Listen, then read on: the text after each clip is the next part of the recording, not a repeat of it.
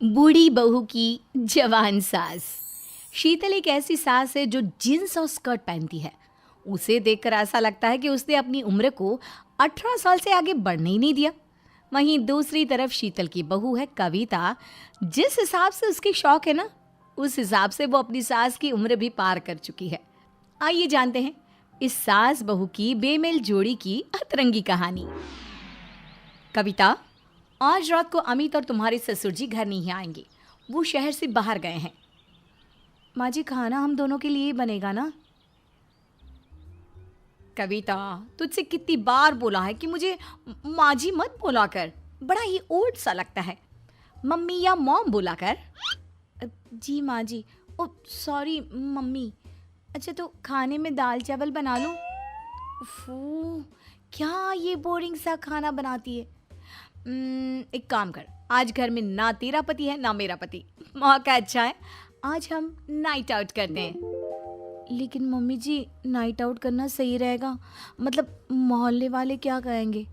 अरे कहने दे जिसे जो कहना है, तू बस तैयार हो जा। दोनों सास बहुएं तैयार होकर आती हैं तो दोनों एक दूसरे को देखकर हैरान हो जाती है। ओ माय गॉड बहू, ये क्या पहन कर आई है?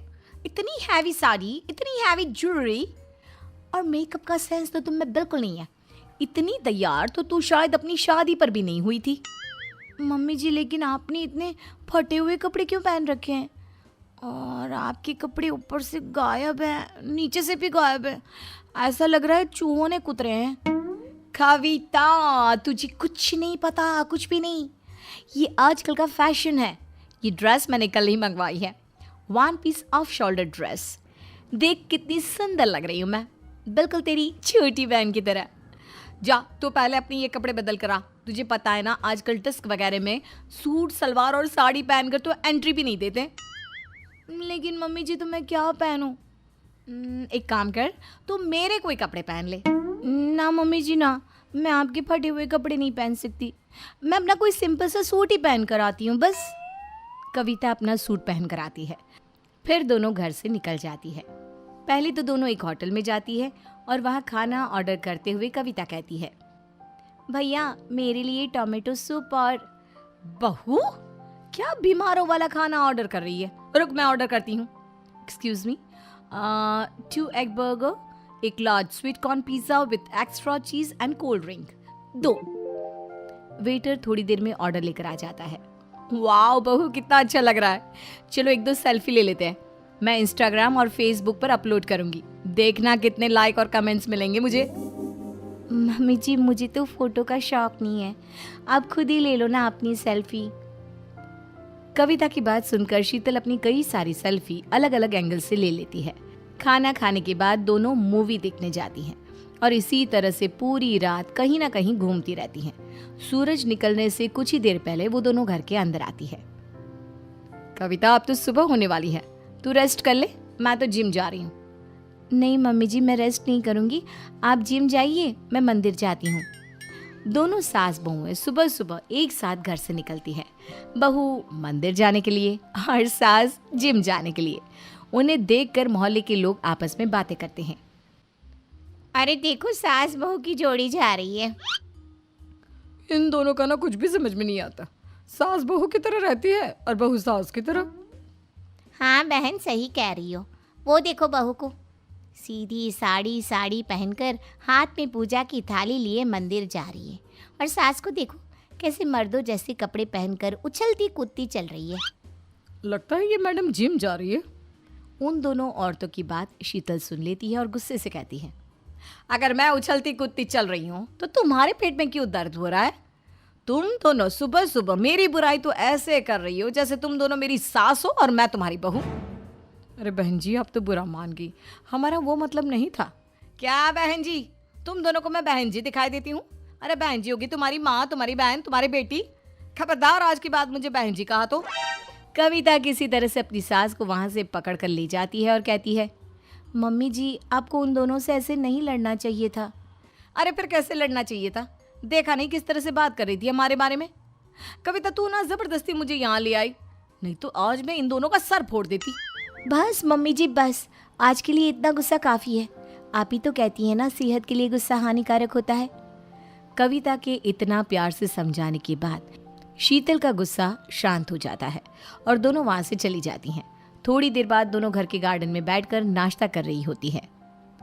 बहू, कल रात ना मैंने बहुत हैवी खाना खा लिया था। मेरे जिम ट्रेनर ने बोला है कि मैं ऐसा खाना बिल्कुल नहीं खा सकती। कल से ना तुम पराठे मत बनाना। लेकिन मम्मी जी, बिना पराठों की भी कोई नाश्ता होता है क्या भला? दोनों बात कर ही रही होती है कि तभी बारिश शुरू हो जाती है। कविता सारा सामान समेट कर घर के अंदर भागने लगती है। तभी शीतल उसे रोकते हुए कहती है, अरे रुको ना कविता, कहाँ जा रही हो? देखो ना कितना अच्छा मौसम हो गया है, चलो बारिश में भीगते हैं। नहीं नहीं मम्मी जी, मुझे बीमार नहीं पड़ना। और मेरी बात मानिए, आप भी बारिश में मत भीगिए, सर्दी जुकाम हो जाएगा। कविता, तुम ना पागल ही हो। सर्दी जुकाम, और वो भी बारिश से? अरे क्यों बच्चों जैसी बात करती हो? इतने दिनों बाद बारिश हो रही है, मैं तो खूब नहाऊंगी बारिश में। मैं तो बच्चों जैसे सिर्फ बात करती हूँ, पर आप तो बच्चों जैसी हरकत करती हो मम्मी जी। कविता, क्या कह रही हो? जरा जोर से बोलो ना। मैं कह रही थी, ठीक है मम्मी जी, आप नहाइए, मैं अंदर जा रही हूँ। यहाँ खड़ी रही तो भीग जाऊंगी। ये कहकर बहू तो घर के अंदर चली जाती है और सास बारिश पे बहुत उछल कूद करती है। इसी तरह से दोनों सास बहुएं अपने अपने हिसाब से जिंदगी जी रही होती हैं। एक दिन गली के कुछ बच्चे क्रिकेट खेल रहे होते हैं। तब शीतल उनसे कहती है, बच्चों, मैं भी खेलूं तुम्हारे साथ? आंटी, आपको आता है क्रिकेट खेलना? हाँ हाँ, बहुत अच्छे से आता है। ठीक है, फिर आप हमारी टीम में रहोगी। शीतल बच्चों के साथ क्रिकेट खेलना शुरू कर देती है। कविता जब अपनी सास को इस तरह से क्रिकेट खेलता देखती है तो जल्दी से अपनी सास के पास आकर कहती है, मम्मी जी, बस इसी बात की कमी रह गई थी, अब आपने बच्चों के साथ भी खेलना शुरू कर दिया। देखिए ना, सारे मोहल्ले वाले कैसे घूर घूर कर देख रहे हैं। चलिए अब जल्दी यहाँ से। अरे देखने दो जो देख रहा है, खुद तो ये लोग खेल नहीं सकते, इसलिए मुझे देख रहे हैं। अब तुम जाओ, मेरा बैटिंग का नंबर आने वाला है। अब शीतल बैटिंग करने लगती है और बैटिंग करते हुए बॉल से एक कार का शीशा भी तोड़ देती है। सभी बच्चे डर कर भाग जाते हैं। कार में से दो लोग नीचे उतरते हैं। वो दोनों और कोई नहीं बल्कि शीतल का पति विनोद और बेटा मुकुल होता है। शीतल, तुमने मोहल्ले में घुसते ही हमारा नुकसान कर दिया। मम्मी, आप इन छोटे छोटे बच्चों के साथ क्यों खेल रही हो? इतने में कविता भी उनके पास आकर कहती है, मैंने तो बहुत मना किया मम्मी जी को, लेकिन ये अपने आगे किसी की भी नहीं सुनती। अरे बस करो अब तुम सब, शीशा ही तो टूटा है ना, कोई पहाड़ थोड़े ही टूटा है जो तुम सब इतना बोल रहे हो। अरे भाग्यवान, कहीं कोई पहाड़ नहीं टूटा है। तुम कविता के साथ अंदर जाओ, मैं और मुकुल कार ठीक करा कर लाते हैं। कविता और शीतल अंदर चले जाते हैं। जब विनोद और मुकुल कार ठीक करवा कर घर वापस आते हैं, कविता अपना सर पकड़कर बैठी होती है और शीतल किसी से फ़ोन पर बात करती है। अच्छा, टाइमिंग क्या रहेगी? हफ्ते में कितने दिन क्लास होगी? मैं कितने महीने में सीख जाऊंगी?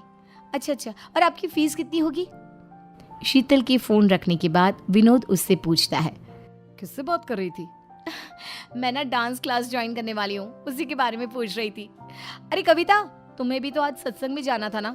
चलो, मैं डांस क्लास जा रही हूँ, तुम्हें वहाँ रास्ते में छोड़ दूंगी। शीतल की बात सुनकर विनोद और मुकुल भी अपने सर पर हाथ रखकर बैठ जाते हैं।